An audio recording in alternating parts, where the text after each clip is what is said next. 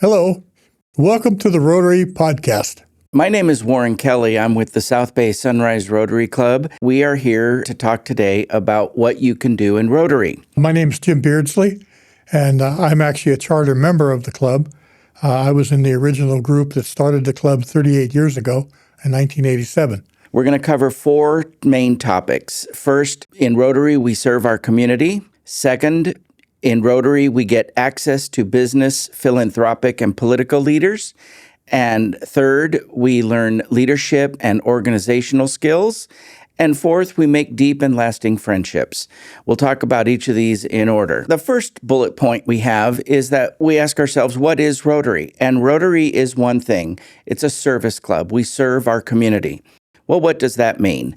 And I think we can flesh that out with a bunch of great examples of stuff our club has done in our community and even internationally to help our community. The first one, we sponsored a big bike tour that went on for many years, and it was a fabulous fundraiser that involved having bikers come from all over the place to ride along the beaches. We would raise a lot of money. Jim was the leader of that particular project. Yes, we had 650 riders in the last few years of the ride, and it worked out really well. It was a fun event. The whole club was involved in it. We actually did 62 miles all the way around PV and back to what is now Rat Beach. Kind of the issue I see is the Rotary motto is service above self. And with that, it means you're involved with the community. You're involved in giving back, and it's a very easy way to do that. Your club members, which are around 20 people, and so you got instantly 20 people to help you on a project. If it gets bigger than that, you have district people, and there's several thousand Rotarians in the Los Angeles area. One of the big projects we just did was Rise Against Hunger. There was over 100 Rotarians there. We did it at the Torrance YMCA on a Saturday morning. We started at 9 o'clock, and by noon we had packaged 63,000 meals, which each meal fed 4 to 6 people. And those meals went to people in needy areas of disaster, storms, unrest, whatever people need. That's what they're for. And I think those two events highlight the two ways that Rotary gives back to the community. With Rise Against Hunger, we're actually hands-on, putting together these lunches ourselves. With the Rat Beach Bike Tour, it was a fun event, but the point of it was to raise money, which we would then give away to local charities. We gave all the money away, and it's a wonderful feeling to be able to help everything. We've had veteran projects. We sponsor and help what's known as the ARC. It's a organization that helps mentally and physically disabled adults. We've helped kids. We've helped battered women's shelters. You name it, we've done it. We've been involved in many charitable organizations. Among the other projects that we did the Beer and Wine Festival. That was a giant festival that we put on for a lot of years, and we had people come from all over, even out of state, to attend it. It was a very well-attended affair. We had a live band. We had local beer and wine distributors offer their goods and local restaurants to offer bite-sized portions of their goods. And people would come and have a wonderful time. And in the course of that, we make a lot of money. We end up then giving all that money away, again, to various charitable organizations. In other of our charitable endeavors, we've worked hands-on. There was a number of years ago that we adopted some schools in Mexico. And I'd like Jim to talk about that one because he got really personally involved and actually helped some of those kids greatly. The project was in Guaymas, Mexico. And I got involved through another Rotary club and started going down there and working on projects. And one of the projects in a middle school in Mexico, the middle school is pretty much the end of your education, unless your family has money to put you through high school. So we were working with 6th, 7th, and 8th graders in their local school and doing projects. And we decided that they had a wood shop because most of the school was vocational training because they expected the kids to go out as what would be a freshman in high school here, go out and get a job, and the money would go back to the family. The average earnings down there was very, very poor. And so I got involved with the Guaymas Rotary Club. So we decided that we were going to rebuild their wood shop, which is part of their technical training. And the wood shop was that they had, they did have a wood shop in school and they had a teacher, but the wood shop was dramatically poor, embarrassingly unsafe. So we decided we would rebuild the wood shop. So basically, we did the fundraising and the equipment purchasing, and the Guaymas Rotary Club worked with us to work out the electrician to rewire the rooms and the painter to rewire repaint the walls, and a guy to rebuild their workbenches. So that was their donation to it, and they were there all the time to supervise that.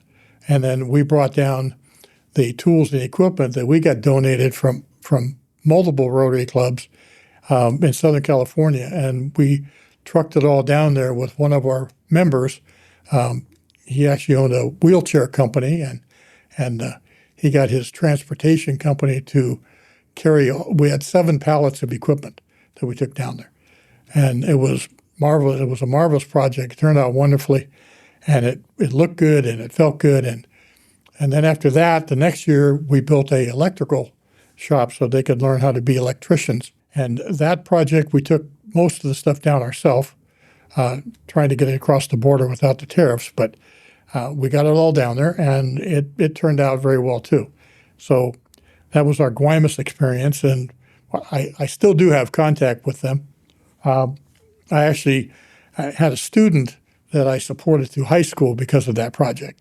Like I said, in Mexico, 8th grade's like the top of the federally funded school district. I had a young man that his name was Osvaldo. He was kind of a go-getter kid. I mean, you could just tell he was helping the other kids do things and showing them how to do it right. And so I really got attached to him. And in his 8th grade year, I asked him, I sat down with him and said, Osvaldo, would you like to go to high school? And he said, yes.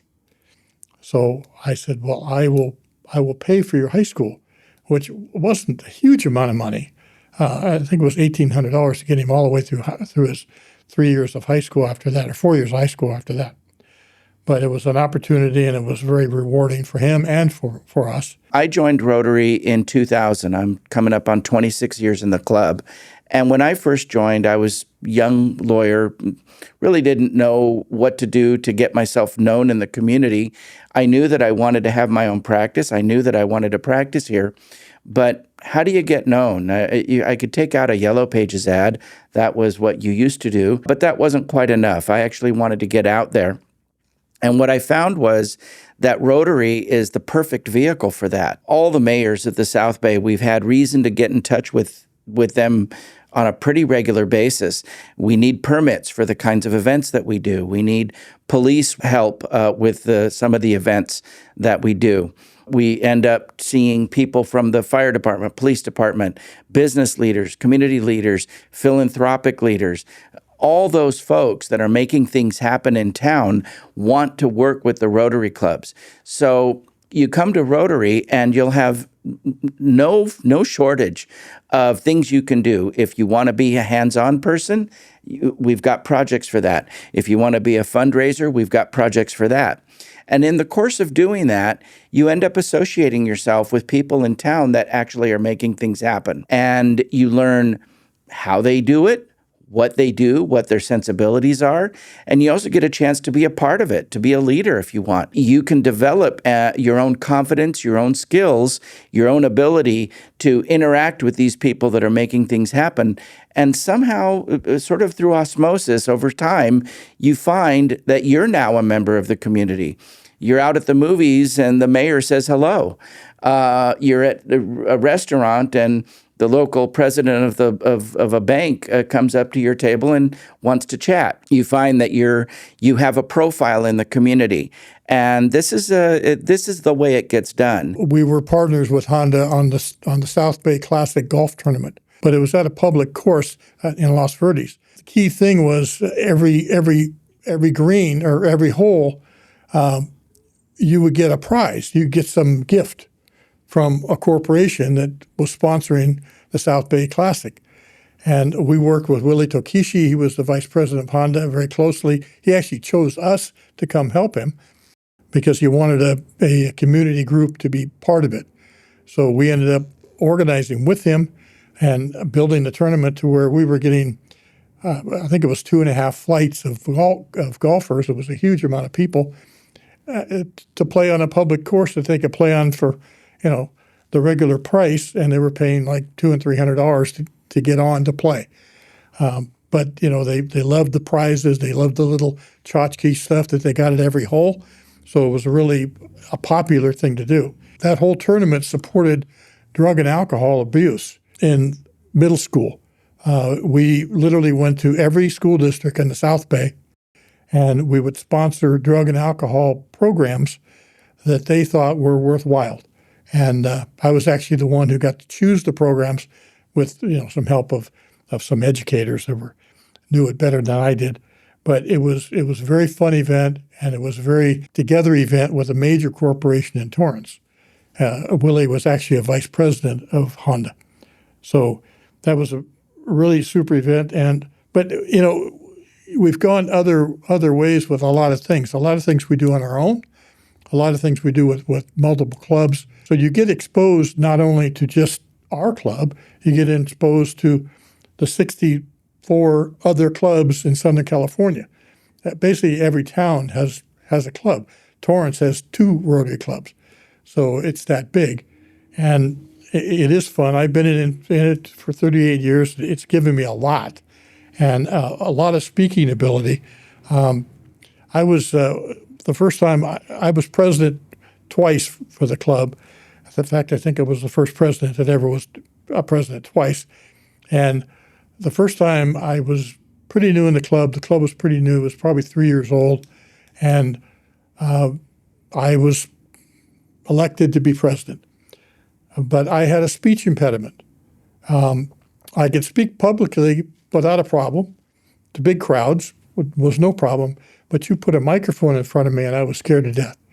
And so one of the deals was, I'll be president, but you have to place the microphone in front of me every week so I can get used to that.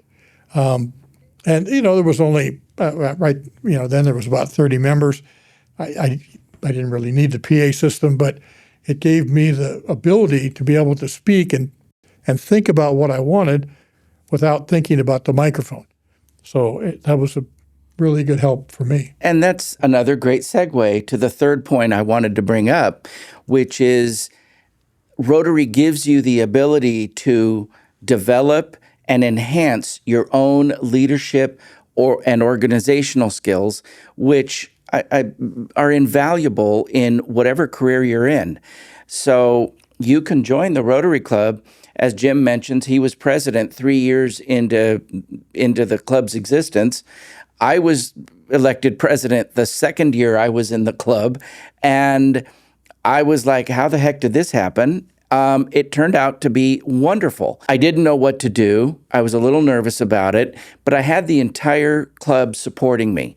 Everybody in the club was helping me figure out how to be president of this club, how to make it work. And to be honest with you, it wasn't that hard. But without that support from below, without that support from the other club members, I don't know if I'd have ever done it. As a result, I also have been president twice of the club. I've had other offices. I hold an office right now. I'm a community service board member. Those leadership positions gave me an ability to understand how to lead. It not only exposed me to how other people did it, so I could look and learn, but it also put me in a position with a lot of support to do it myself. And in that, I developed leadership skills, I developed organizational skills, I'll talk about another one of our events just that's more recent.